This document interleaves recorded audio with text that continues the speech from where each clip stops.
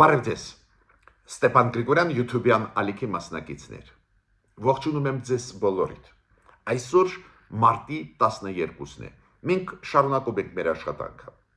Այսօր էլ կարող ենք խոսել տարբեր թեմաներից։ Դուք տեսնում եք ինչ է կատարվում Իրանի շուրջ, ինչ է կատարվում արաբական աշխարհում, լարված վիճակ, պատերազմական գործողություններ, շատ ու շատ լուրջ խնդիրներ առաջանում են ամբողջ աշխարհով մեկ նավթի ճգնաժամ, շատ ասելիք խոսելիք ունենք, բայց ես այսօր կկենտրոնանամ միայն մեկ հարցի վրա։ Նիկոլ Փաշինյանի այցելությունը Ֆրանսիա ու իր ելույթը Ստրասբուրգում Եվրոպարլամենտի առջև։ Շատ կարևոր մեսիջներ ուղարկվեցին Հայաստանի վարչապետի կողմից, պետք է մարսենք, հասկանանք այդ մեսիջները։ Երեք այդ ելույթը ինքը ունեցավ Եվրոպարլամենտում, Եվրոխորհրդարանում, դա Եվրոմիության խորհրդարանն է, Եվրոխորհրդարանը 26 րոպեանոցի ելույթ էր։ Դուք գիտեք, Եվրոխորհրդարանի նստաշրջանները լինում են եւ Բրյուսելում եւ Ստրասբուրգում, այս անգամ Ստրասբուրգում էին, դա է պատճառը, որ ինքը հենց Ստրասբուրգում ելույթ ունեցավ։ Մեսիջներ ուղարկեց Նիկոլ Փաշինյանը, իսկ ասբանը ասեմ, մեսիջներ ուղարկեց Միացյալ Նահանգների նախագահ Դոնալդ Տրամփին,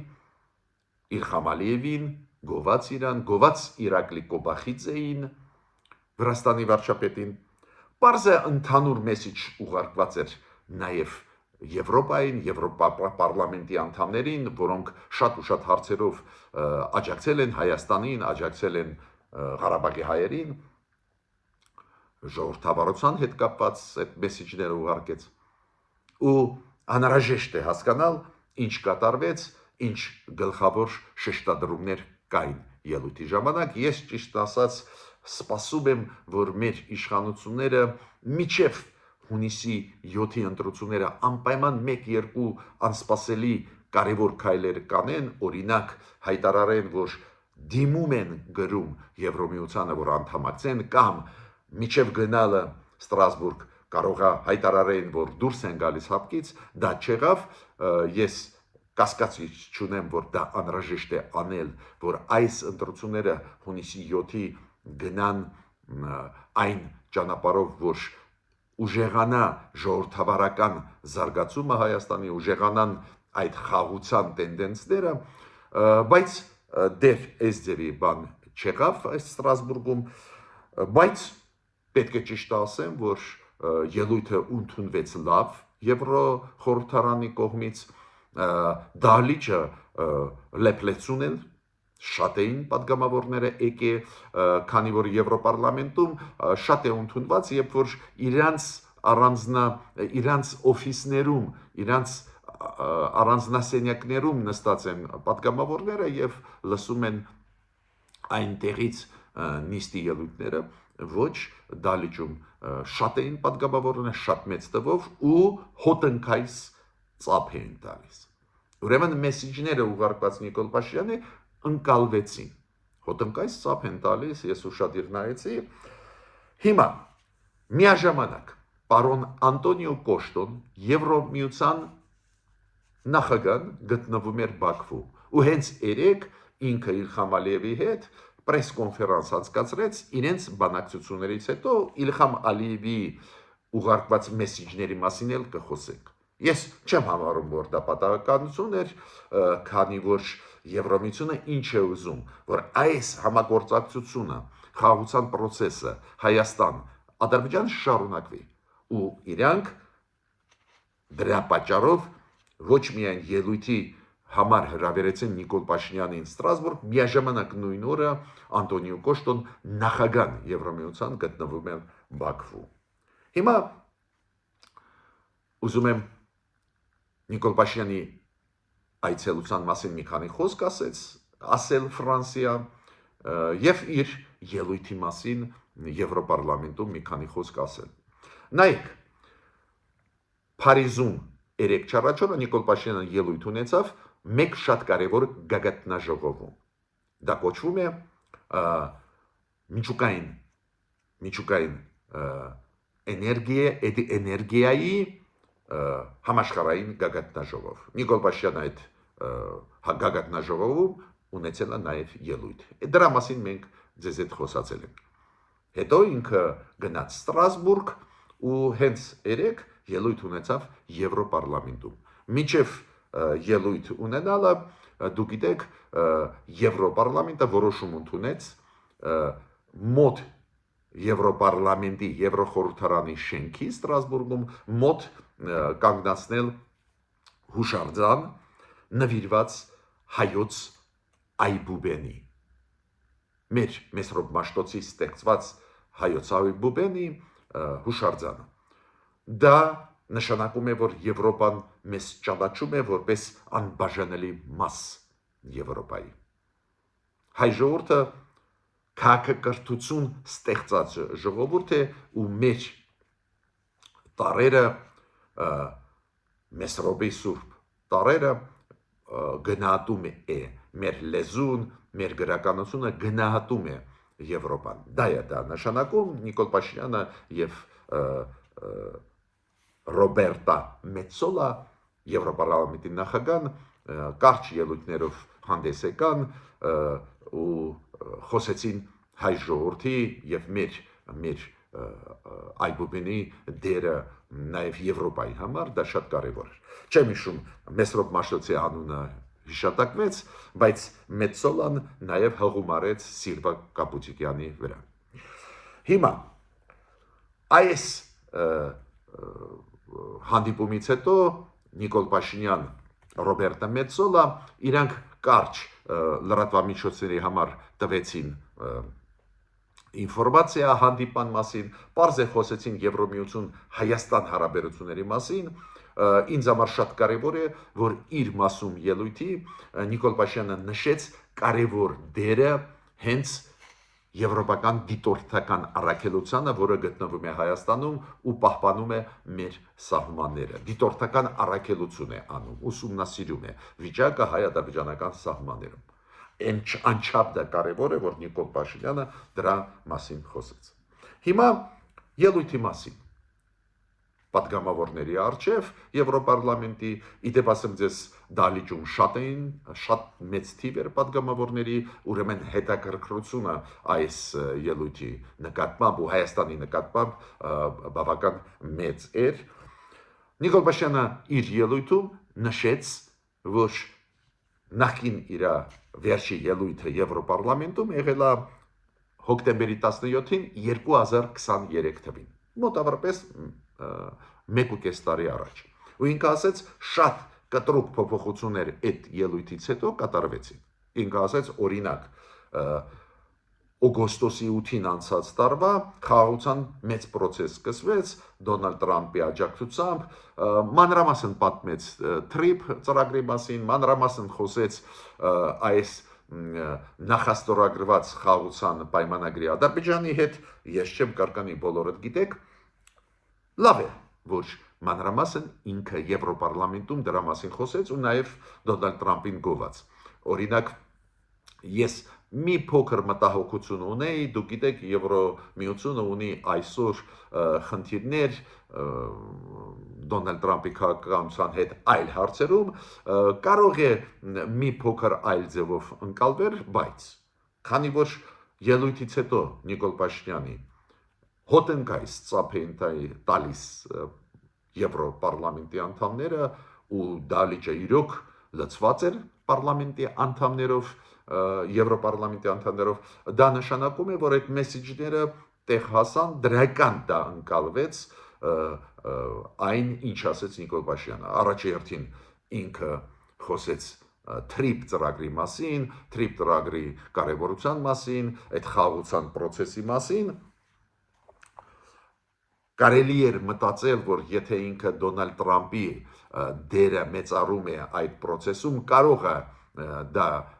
բացասական ընկալվի, բայց ժամանակը ցույց տվեց, որ Եվրոպարլամենտի անդամները լավ էլ դա ընկալեցին ու ընդունեցին։ Դա դրական է։ Մյուս կողմից Նիկոլ Փաշինյանը անդրադարձավ պարզ է Իրանի հետ կապված, Մերձավոր Արևելքի հետ կապված զարգացումները, ուստեղ ինքը նշեց, որ Իրանը մեր հարևանն է, դարերից եկած Հայաստանի հայ ժողովրդի, արաբական աշխարհի հետ ինքը նշեց, որ շատ լավ հարաբերություններ ունենք, նաև որ Սաուդյան Արաբիայի հետ հաստատեցինք դիվանագիտական հարաբերություններ ու ասեց, հա, մենք փոքր երկիր ենք, այդ մեծ process-ների մեջ մեծ լումաչ ունենք, բայց միաժամանակ շատ ենք մտահոգված, որ եւ զոհեր կան եւ այդպես ծանր զարգացումներ են գնում ու ինքը ասեց, որ Հայաստանը ուզում է, որ դիվանագիտական ճանապարհով լուծեն այս հարցերը։ Ես ստեղել համարում եմ, որ ճիշտ ընտրված դա մոտեցում է, երբ որ դժվար է տալ կոշտ գնահատականներ, ով սխալ է, ով ճիշտ է, հիմա շատ խճճվեց իրավիճակը, դուք գիտեք, Իսրայելը Միացյալ Նահանգները սկսեցին ռմբակոծել Իրանին, բայց Իրանը ի պատասխան ռմբակոծում է արաբական աշխարհի երկրներին, ուրեմն շատ խճճվեց, ու ստեղ իմ կարծիքով բալանսը պահպանվեց։ Մյուս կողմից Նիկոլ Փաշինյանը խոսեց նրա մասին, որ նվազագույնը 8 ամիսա մենք խաղաղություն ունենք, ինքը նկատի ունի օգոստոսի 8-ի անցած տարվա Վաշինգտոնյան process-ը, 8 ամիս անց ինքը ասում է մենք ունենք խաղաղություն Ադրբեջանի հետ, ու ինքը ասում է, որ այդ խաղաղությունը 1991 թվականից, երբ որ անկախացան մեր երկրները, նոր հաստատվեց։ Չկան զոհեր սահմաններում, նշեց, որ Ադրբեջանը իր տարածքով թույլ է տալիս, որ ապրանքները մտնեն Հայաստան, ծորենը, նշեց, որ Ադրբեջանը ուղարկում է այդ սկսեց առևտուրը Հայաստանի հետ եւ բենզինը, նավթը ուղարկում է Հայաստան ու ինքը նշեց, որ դրա շնորհիվ է, որ մենաշնորհները, որոնք աշխատում էին բենզինի ոլորտում Հայաստանում, նավթամթերքների ոլորտում մենաշնորհները, որ գործում են հիմա ջարդվում են դրա շնորհիվ, գները ընկնում են, բարձր գնահատեց Ալիևի որոշումը, որ երկաթգիծը Ադրբեջանի բացվեց Հայաստանի համար ու ապրանքները Ադրբեջանի եւ Վրաստանի երկաթգծերով մտնում են Հայաստան, ուղարկեց այդ մեսիջը դրական գնահատականի Հայաստանի այս քայլերի, որ արվում են նաև Ադրբեջանի կողմից, շատ կարևոր նորություն ինձ համար, որը ինքը ասեց, որ մենք առաջարկում ենք Ադրբեջանին ու Թուրքիային տալ իրենց ավտոմոբիլային ճանապարհ, դուք գիտեք Թուրքիայից Մարկհարա անցակետով, այն ճանապարհով, որը երասխով գնում է դեպի Եղեգնաձոր, Վայք, հետո Գորիս, այս ճանապարհը ասում է գործում է, մենք կարող ենք ավտոմոբիլային ճանապարհը տալ, այս ճգնաժամի ժամանակ, որ օգտագործեն Թուրքիան ու Ադրբեջանը, Նախիջևանն ու Ադրբեջանը, մենք պատրաստ ենք տալ, ու ինքը ասում է, մենք պատասխան դեղ չենք ստացել, ու Հայաստանը ենթադրում է, որ դա գալիս է նրանից, որ մտահոգություն կա Թուրքիայի ու Ադրբեջանի մոտ, որ մենք TRIP ծրագիրը, այդ երկաթգիծը վերականգնվող կամ պլանավորվող վերականգնել ամերիկացիների հետ միասին Մեղրի երկաթգիծը, որ Հայաստանը կարող է ձգձգել, ինքը ասում է մենք չենք պլանավոր ձգձգել, քանի որ դա համապատասխանում է Հայաստանի սուվերենության, տարածքային ամբողջականության։ Այդ նորություն է ինչ որ չափով ինձ համար, քանի որ ես ճիշտն ասած չէի մտածում, որ Թուրքիայի ու Ադրբեջանի մոտ կարող են լինել կասկածներ, որ Հայաստանը կարող է TRIP ծրագիրը դանդաղեցնի, այդպես չիրականացնի կամ դանդաղ իրականացնի, բայց դրա մասին Նիկոլ Փաշինյանը խոսեց։ Նաև Նիկոլ Փաշինյանը շնորհակալություն հայտնեց Վրաստանին, որը իր երկաթգծով տեղափոխում է ապրանքներ Հայաստան, հույս հայտնեց, որ Ադրբեջանը կհամաձայնվի, որ Հայաստանը իր ապրանքները էքսպորտ անի, արտահանի Վրաստանով, Ադրբեջանով այլ երկրներ, ստեղ շատ կարևոր էին մեսիջները ուղված Իլհամ Ալիևին եւ Իրակլի Կոբախիձեին, որ մենք գնահատում ենք այդ process-ը, մենք էլ կանք այդ process-ում, լավ է ամեն ինչ։ Խաղաղության մասին խոսեց Նիկոլ Փաշինյանը, դուք գիտեք ինքը սիրում է ժողովրդավարությունը կապել խաղաղության հետ, խաղաղությունը ժողովրդավարության հետ, այդ մտքերով նաև կիսվեց, կասկած ես չունեմ, որ դա դուր եկավ եվրոպացիներին, քանի որ առանց ժողովրդավարության դժվար թե խաղաղության հեշտ կարելի է հացնել ու հակառակը։ Հիմա նաև կար շատ կարևոր բաս իր ելույթում, նաև վերաբերվող դելիմիտացիա դեմարկացիային, նաև վերաբերվող պատմությանը, ինքը պատմական էջերից խոսեց Հայաստան-Ադրբեջան, հիշում եք 1918 թվի առաջի հանրապետություններ անկախ Հայաստանի Ադրբեջանի, հետո 1991 թվի այդ սովետական փլուզումից հետո էլի անկախություն ստացակ, ու ինքը ինչ էր ասում, այն կոնֆլիկտները, որոնք մենք ունեինք Ադրբեջանի հետ եւ 100 տարի առաջ եւ հիմա 1991 թվի խանգարում էին, որ մեր անկախությունը պնդանա ու ժեղանա, դրա համար էլ 100 տարի առաջ կորցրեցինք մեր անկախությունը։ Այդ միտքը ինքը տանում էր, բայց կարևորագույն մասը իր ելույթի իմ կարծիքով կապված է մեր եկեղեցականների հետ։ Քանի որ ինքը ասեց, որ երբ որ մենք սկսեցինք դելիմիտացիա դեմարկացիան 2024 թվի, հիշում եք Կիրանցի Տավուշում մարտ-ապրիլ ամսին, հիշում եք ինչ մեծ աղմուկ բարձրացվեց, ու ինքը ասեց այն եկեղեցականները, ովքեր այդ շարժումը բարձրացրեցին պայքարը դելիմիտացիա դեմարկացիայի դեմ, այդ մարդիկ դեմ էին Հայաստանի անկախությանը, իրանք կատարում էին այլ խաղացողների պատվերը, ու ինքը ասեց, որ դա պատերազմի կուսակցություն էր։ Դուք հիշում եք այն շարժումը, որը Բագրատ Գալստանյանը, ինքը եպիսկոպոս էր մինչ այդ, որը բարձրացրեց, ու ինքը ասում է մի շարք եկեղեցականներ նաև ստացան աջակցություն առաջի դեմքի, պարզ է ակնարկը Գարեգին երկրորդի վրա էր, ու իրանք այդ պայքարը տարան։ Այդ պայքարը իրենք ասում է փաստորեն Ղարաբաղյան շարժումը իրանք ուզում են վերաթարմացնել, նորից շարունակել, դա նշանակում է կոնֆլիկտ։ Դες իրանք պատերազմի կուսակցություն են, այդպես էլ ձևակերպեց դա Նիկոլ Փաշինյանը, ու երկրորդ միտքը կարևոր, որը ինքը ասեց, իրանց շուրջ այդ եկեղեցականները հավաքեցին նախկին նախագաներին Հայաստանի եւ օլիգարխներին Ռուսաստանից եւ պրո-բելարուսական օլիգարխներին։ Պարզ է ում մասին է խոսքը, ու ինքը ասեց այս պատերազմի կուսակցությունը ուզում էր կոնֆլիկտը շարունակել, նաև ինքը խոսեց նրա մասին,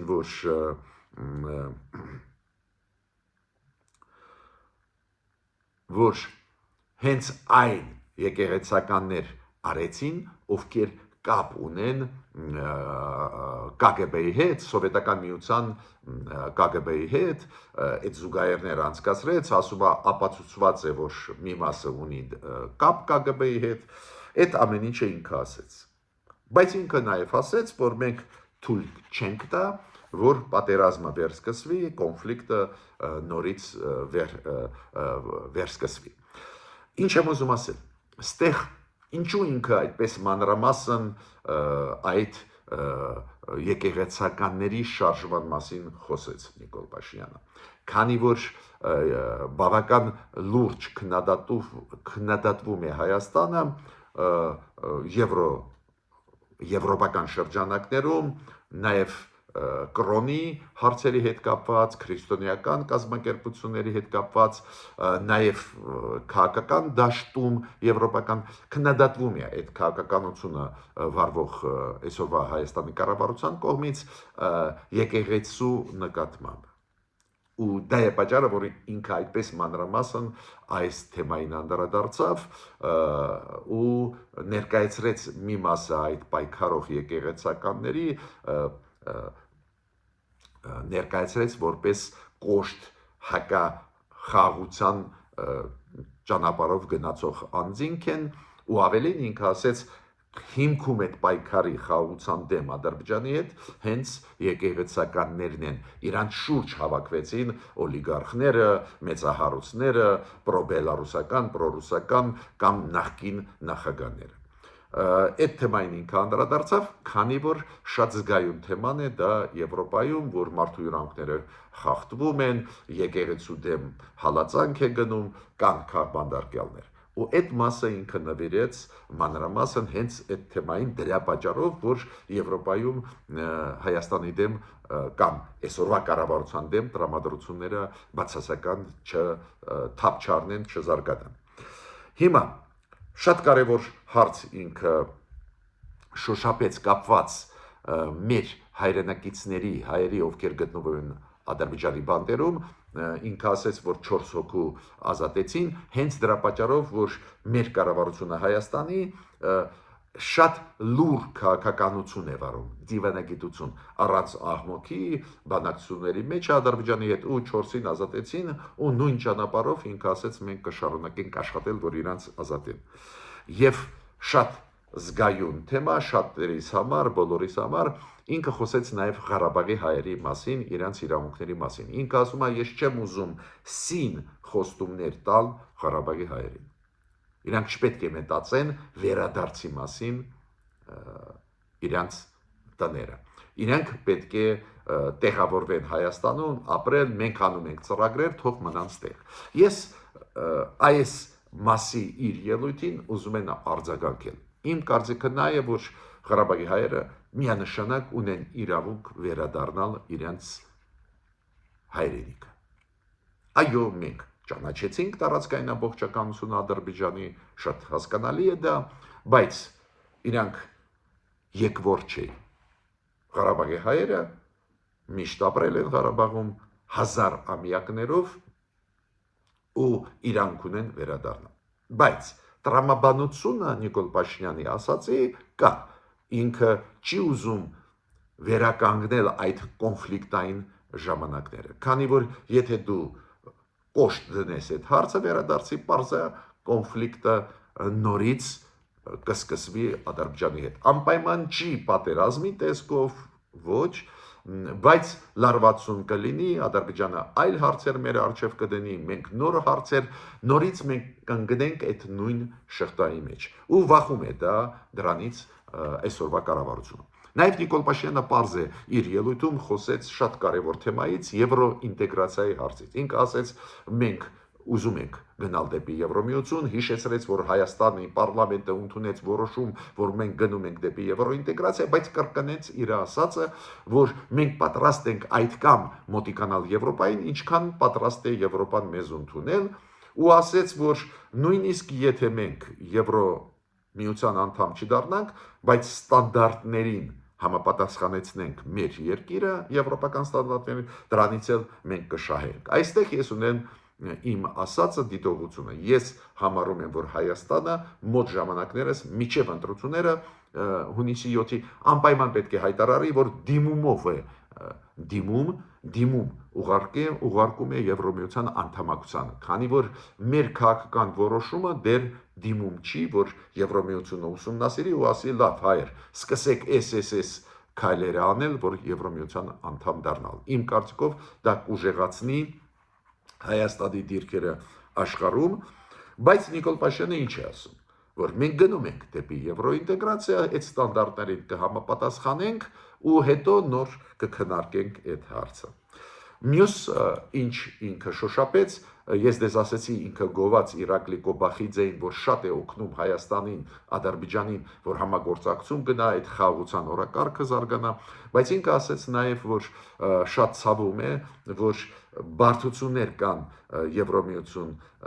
Վրաստան, ու լավ կլինի, եթե երկխոսություն լինի, համագործակցություն լինի Եվրոմիություն Վրաստան, քանի որ ինքը ասում է, երբ որ Վրաստանը ստացավ տեխնազուի կարգավիճակ Եվրոմիությունում, դա շանսերը Հայաստանի եվրոինտեգրալ շատ ուժեղացրեց, ու այսօրվա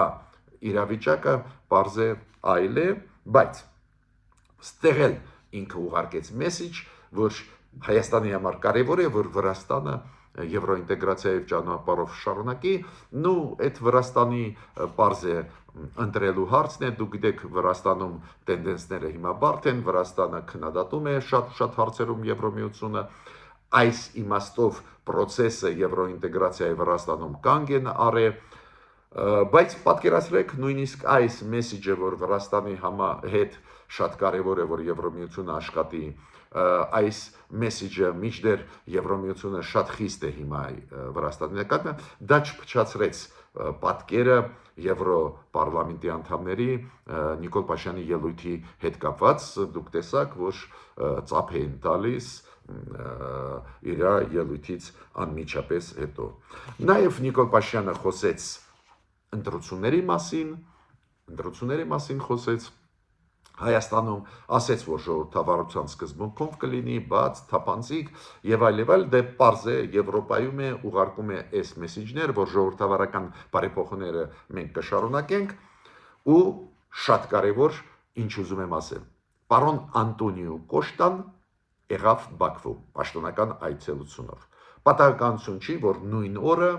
Նիկոլ Փաշինյանը ունեցավ Ստրասբուրգում Եվրոպարլամենտի առջև ելույթ, պարոն Կոշտան պաշտոնական այցով Բաքվում էր, քանի որ բանակցություններից հետո եւ Ալիևը ելույթ ունեցավ եւ պարոն Կոշտան։ Պարզ է պարոն Կոշտան ասեց, որ Ադրբեջանը շատ կարևոր գործընկեր է Եվրոպայի համար, էներգետիկա ոլորտում, հասկանալի է դա, բայց Իլհամ Ալիևը ելույթ ունեցավ ու ասեց, որ այո, հաստատված է խաղաղությունը, այս անգամ գրեթե ոչ մի մեր դեմ բան չկար, ուղիղ հակառակը ինքը ասեց, որ բացվեցին ճանապարհները, մենք բացեցինք Հայաստանի համար, կամք ցուցաբերեցինք, նաև ասեց, որ Հայաստանի կողմից էլ կա կամք, ես կասեի այդպես, երկարաժամկետ խաղաղություն հաստատվեց, այնտեղից էլ եկան նույնատիպ դրական մեսեջներ, որոնք ուղղեց Եվրոպարլամենտում Նիկոլ Փաշինյանը Ադրբեջանին։ Ես ավարտեցի իմ ելույթը, այդ այցելությունը անչափ կարևոր էր, ես հույսով եմ, որ մոտ ժամանակներս մեր կառավարությունը պաշտոնական որոշում կընդունի, որ պաշտոնական դիմում է Եվրոմիությանը անդամակցության համար, կամ որոշում կընդունի հապկից դուրս գալ։ Գիտեք, այդ մեծ process-ները, որոնք հիմա գնում են, դրական են, մենք դրական կողմերը տեսակ նշում ենք, կան թույլ կողմեր, բայց ընդհանուր դրականը կա, բայց դու պետք է ամրագրես, ֆիքսես, կախված վիճակում դժվար է մնալ։ Ռուսաստանի սահմանապահները Իրանի հետ սահմանում մեզ համար վտանգ են։ Ուրեմն լուծումներ պետք է անպայման կոնկրետ տրվեն։ Ես ավարտեցի իմ ելույթը, մինչ նոր հանդիպումներ։